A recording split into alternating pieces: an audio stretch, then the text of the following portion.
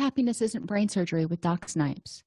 This podcast was created to provide you the information and tools Doc Snipes gives her clients so that you too can start living happier. Our website, DocSnipes.com, has even more resources, videos, and handouts, and even interactive sessions with Doc Snipes to help you apply what you learn. Go to DocSnipes.com to learn more. Hi, and welcome to Happiness Isn't Brain Surgery with Doc Snipes, practical tools to improve your mood and quality of life. I've had a request to do a presentation on ways to find work-life balance or just life balance. So that's what we're going to talk about today. The first thing you really need to do in order to create and maintain balance in life is to kind of get it all laid out so you can see what you're dealing with. I suggest creating a calendar and blocking out the must-dos. So, for example, if you know you've got to go to work 8 to 4, 5 days a week, block that out so you know that time is already taken up and it's non-negotiable. Other must-dos that you probably should block out include sleep. When you are sleep deprived, you are going to be less efficient, less effective, and just generally less happy. So it's important to make sure that you get enough sleep so you can be on your A game as much as possible. A couple other things you want to include in those must-dos: shopping. Yeah, you may not love shopping, but every once in a while you got to go out and get a gallon of milk, and you spend a lot less time shopping if you plan for it and do it all at once than if you're running to the market every other day. So make a list, do your shopping, block that out.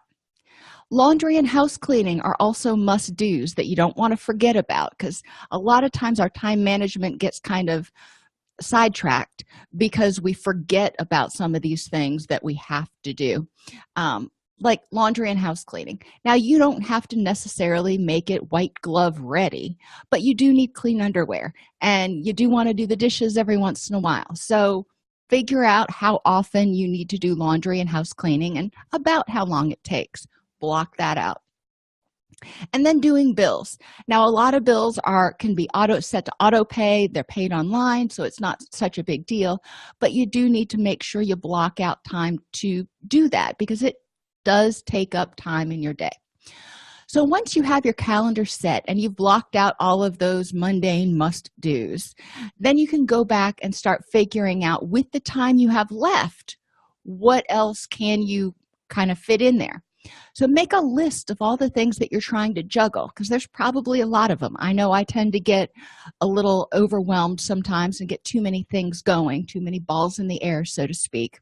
And I have to kind of write it down and then prioritize what I want to get done right now.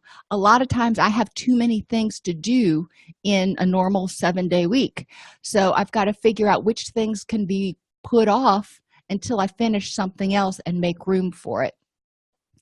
So, it does take a little bit of thinking and balancing. And if you're not one of those people who love schedules, that's okay. You don't have to create a really strict schedule. What I want you to do is just get a reasonable idea about how much time you've got to work with in terms of doing things that you want to do, or maybe going back to school or starting a hobby or whatever you want to do.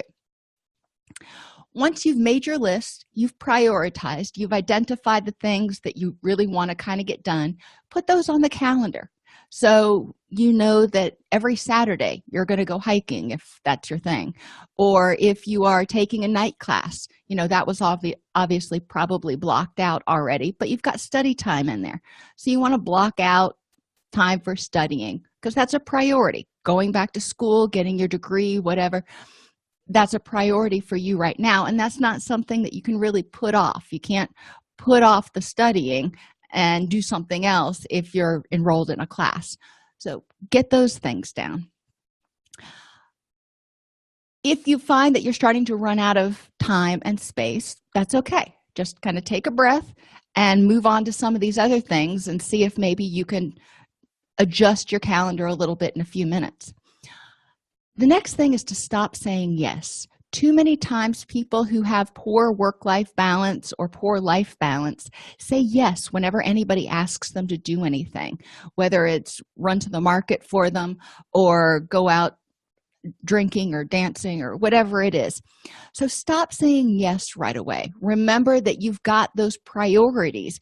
You don't have a whole lot of extra time right now, maybe. So you don't have a whole lot of wiggle room. Reserve your yeses for the things that you really, really, really want to do and they're really important to you.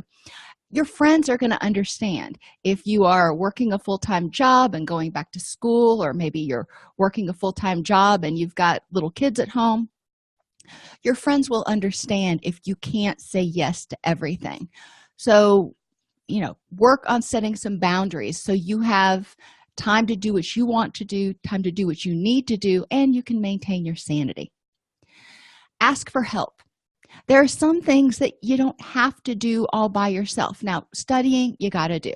Going to class, going to work, you've got to do those things. But maybe going shopping or doing the house cleaning or something else, you could delegate to someone. And if you have the ability to, you might even be able to hire somebody to come in and do the house cleaning so you have time freed up.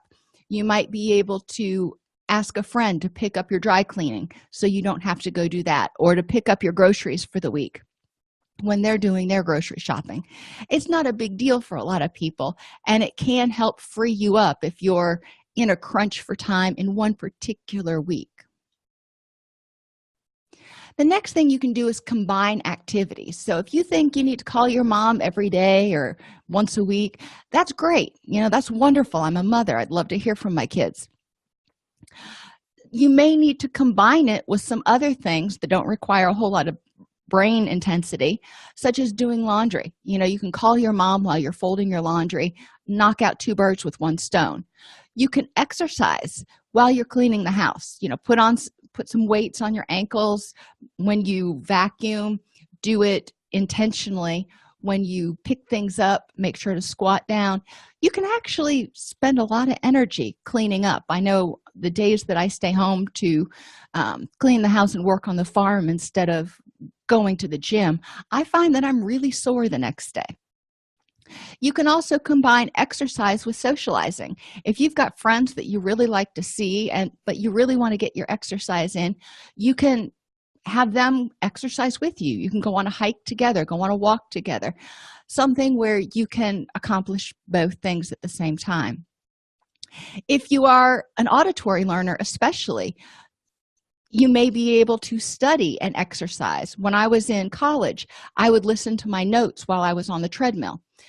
If you are not an auditory learner, that's not probably going to help you very much, but you can combine them. I've also seen people read while they're sitting on a stationary bike or something. I don't know how they do that without getting motion sick, but more power to you. So be creative about how you combine things in order to try to fit everything into the day. You can also do things like listening to the news while you're in the car or while you're walking to class, if listening to the news takes up a lot of your time and it's important to you. Or if you ride the bus, you may be able to check in on your Facebook while you're riding the bus instead of just kind of sitting there daydreaming. So combining activities can be really important. Simplify is the next thing. Too often we get caught up in making things more difficult than they have to be. And if you're really crunched for time, or you just don't like doing it, I never liked packing my lunch. So having TV dinners, or whatever they're technically called, for lunch can be helpful, so you don't have to think about what to pack. If you are single and you have the means to do it, you can have TV dinners for a couple of meals each day, if that is something, because they make some real healthy ones now, if that's something that you want to do to save time. Do all your shopping in one day. A lot of times shopping is congregated in one place. So if you need to go to Lowe's, you need to go to Walmart, and you need to go to the grocery store, you can do all those so you don't have to make 3 separate trips out and back. Get delivery when possible. Amazon, Walmart, there are a lot of different stores that will deliver a fair amount of the different things that you need, not your perishable goods like your meats and your dairy, unless you're in certain areas. But you can get delivery on things like toilet paper and your non-perishable foods like pasta.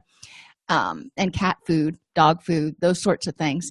And that saves a lot of time. If you can avoid even one trip to the grocery store each week or each month, that'll save you, maybe an hour and a half. Keep your wardrobe simple. And for some people, this is easier than for others. But if you're finding that you've got a lot of stuff going on, if it takes you 3 hours to get ready in the morning, then, that's a big chunk of time. So you need to figure out, how can you simplify things. Can you set all of your outfits out on Sunday so you know exactly what you're going to wear all week long, and you don't spend 10 minutes standing in front of the closet going, what to wear, I wonder if I have shoes for this. Yeah, we've all been there. So keep your wardrobe as simple as possible, especially if you're strapped for time. The next one is hard, but it's important to do, and that's to eliminate or minimize distractions and time drains. Those things that you get into and you look up and all of a sudden you've lost 2 hours of your day. Social media is one. Television, Netflix binges, that's another. Some people will also get lost reading the news or surfing the internet. Whatever it is that you find that you kind of get lost when you're doing it and lose a bunch of time, if you can't eliminate it, and you may not want to. I wouldn't want to eliminate my Netflix binges. I just have to set some parameters. Set a timer. Set some parameters on that, so you're not spending 3 hours. You go in intending to spend 30 minutes, and then all of a sudden 3 hours have passed. Set a timer, so you've got to get up and move on to your next thing. Work efficiently. It's easy to just work and work and work, but it's hard to work efficiently unless you're used to it. So the first thing to do is make to-do lists. When I get to the office in the morning, I jot down a list, and actually when I'm going to the office, I use voice to text to jot down a list of the things that I have to do that day. So I don't get to work and sit down and go, okay, golly, what should I do today? Because there's always 15 things in my inbox. So where do I start? So make a to-do list, and then you can start whittling that down. And work with your preferences. It's easier and more efficient if you're an auditory learner to do things where you're listening to whatever you need to learn. It's easier and more effective to work when your energy is high. If you're a morning person, well, score. Do what you need to do the hardest tasks, the things that require the most concentration, first thing in the morning. That way, in the afternoon, when you have your lull, you're not trying to trudge through it. Likewise, if you're a nighttime person, try to schedule your day and your time and what you're doing for the times when you've got energy, and each person is a little bit different. And finally, remember to sharpen the saw. That means you need to have rest and relaxation. You need to have good sleep. You need to be able to let your body rest and rebalance so you can wake up and feel refreshed and get focused. If you start getting run down and you're not getting happy in your life and you're not getting sleep in your life, then you're going to find you're foggy-headed, you have difficulty concentrating, you're tired all the time, and it takes a whole lot more time and effort to get things done. So sleep is important, as is rest and relaxation. And rest can mean chilling out with your family. It doesn't have to mean just sleep. So take care of yourself. Those are my top 10 things that I might suggest for helping people find work-life balance. It is not a simple thing, especially if you're working 2 jobs or you're going to school full-time and going to work full-time and you've got a family. You're going to have to do some creative juggling. But if you can put it all down like puzzle pieces on a calendar and figure out where everything can fit in, you might find it's a little bit easier. You might choose to schedule a particular day each week that's going to be like your shopping and cleaning and that kind of day, and then another day that is your rest and relaxation day. Or you might schedule a little bit of each one of those every single day. That's up to you, whether you like to do something and just push through and get it all done, or you'd like to do a little smattering here and there. If you like this podcast, please subscribe on your favorite podcast app. Join our Facebook group at docsnipes.com/Facebook, or join our community and access additional resources and weekly live group coaching at docsnipes.com.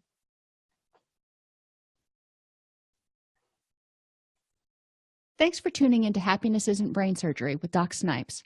Our mission is to make practical tools for living the happiest life affordable and accessible to everyone. We record the podcast during a Facebook Live broadcast each week. Join us free at docsnipes.com/Facebook, or subscribe to the podcast on your favorite podcast player. And remember, docsnipes.com has even more resources, members-only videos, handouts, and workbooks to help you apply what you learn. If you like this podcast and want to support the work we are doing, for as little as $3.99 per month, you can become a supporter at docsnipes.com/join. Again, thank you for joining us, and let us know how we can help you.